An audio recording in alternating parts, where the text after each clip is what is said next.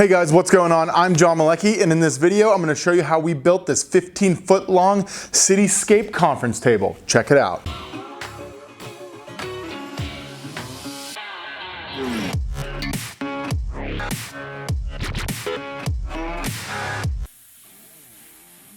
So this project starts off with a lot, and I mean a lot, of plasma cutting. The base rounds are made from 1/4-inch thick plate, which comes in a 4x8 sheet, and I cut that into thirds. I then cut the thirds into rounds using a circle jig, and to relieve some of the weight, I cut the centers out from those circles as well.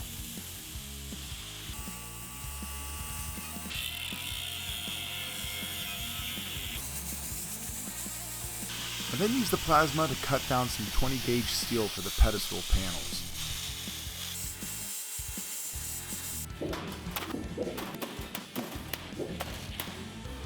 I cut down the supports on my bandsaw, and I weld the panels to the supports before building the boxes.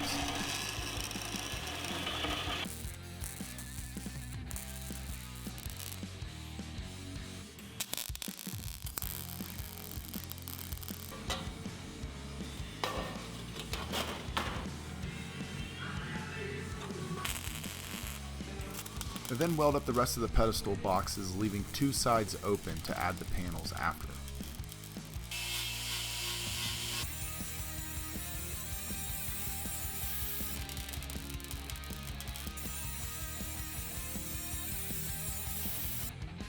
We finish up the boxes by welding the rest of the panels from the inside to hide all the weld seams.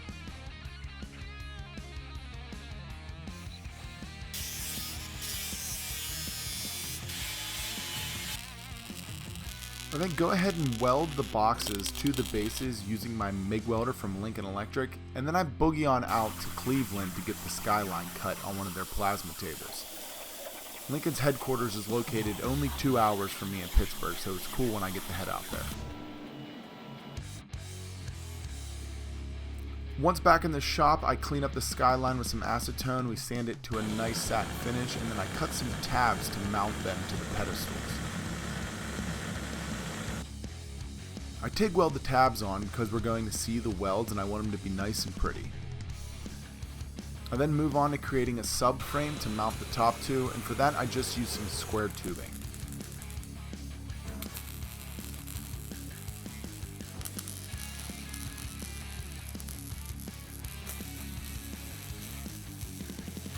I use my mag drill to cut the holes in place for the mounting on the top frame, and then we wipe down the whole thing and apply 3 coats of clear coat enamel. Once the base is wrapped up, we move on to the top, and first I'll build the substrates for the veneer. Here I'm cutting down some MDF for that.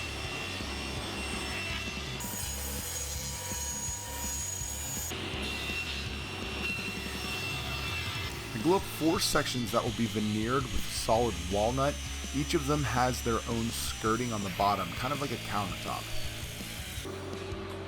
For the skirting, I use glue and brad nails, and for the edge banding, you'll see I just use glue and clamps. That way you can't see the heads of any of the fasteners.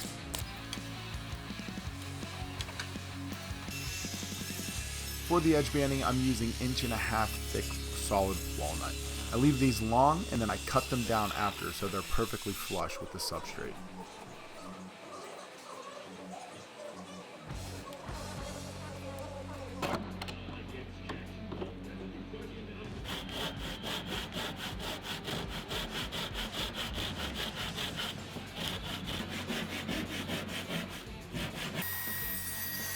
We then resaw some walnut stock to roughly 1/8 inch thick on the bandsaw with a 1-inch blade, and then plane it down to a nice smooth finish on the planer with a sled.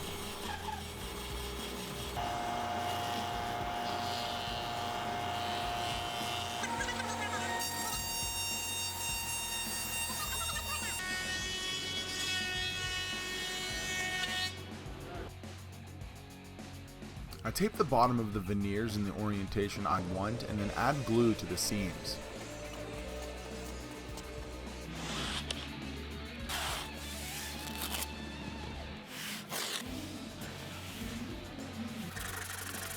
Once the veneers are glued up, we finish by flattening out the substrates to make sure they're nice and smooth, and then we go ahead and add gobs of glue, and I'm talking globs of glue. We smooth out the glue using a roller instead of a brush, which goes a little bit faster and it gets a nice even coating.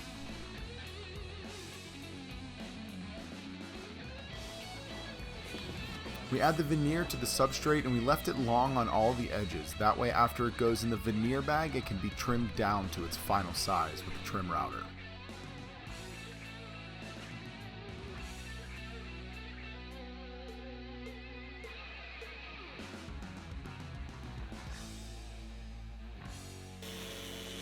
Once out of the bag, we fill all the voids with epoxy before it goes to final finishing. We trim the tops to final size using a trim router with a ball bearing bit. And then move on to scuffing up some metal for the middle inserts that'll be running down the middle of the tabletop. I then use contact cement in order to apply it to some MDF.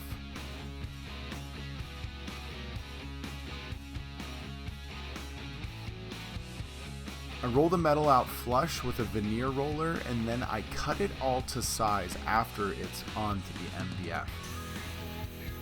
For this I use a metal blade in my track saw.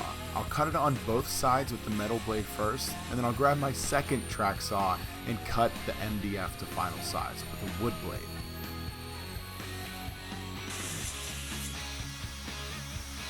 I then buff out the finish on the metal inserts using my finisher from Fine Tools.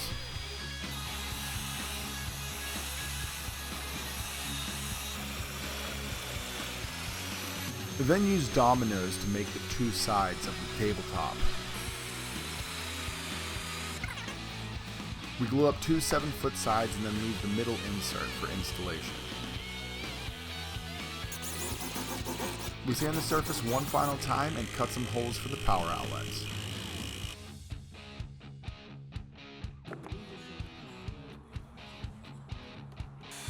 We apply one last metal buff and some Rubio Monocoat and we get this monster into its new home.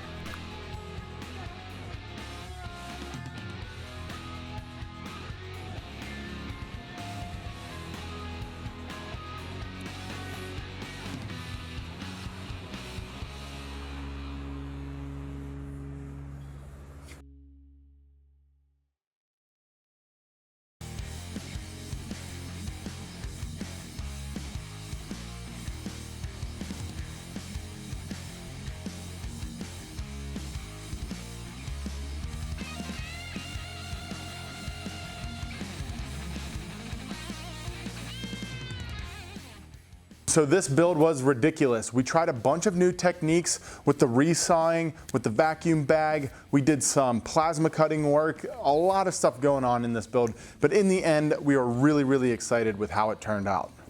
So I want to send a big shout out to Lincoln Electric for sponsoring this video. As you guys know, I've been working with Lincoln for years. They are my go-to brand for welding and metal fabrication. If you guys want to see the tools that I use from them, I'll have links down below for all of that. Make sure you're following along on Instagram. You can get behind the scenes and day to day. You can see most of the builds from start to finish and all the stuff that's going on in the shop. Lastly, let me know what you guys think about this build in the comments below. I thought this thing was absolutely incredible, and I know it's not really attainable for a lot of people, but let me hear what you think about it down below. So one more time, I want to thank each and every one of you for tuning in. I've got a bunch more videos and you can check those out here. Make sure you're subscribed and hit that thumbs up if you dig this video, and go punch your next project in the face.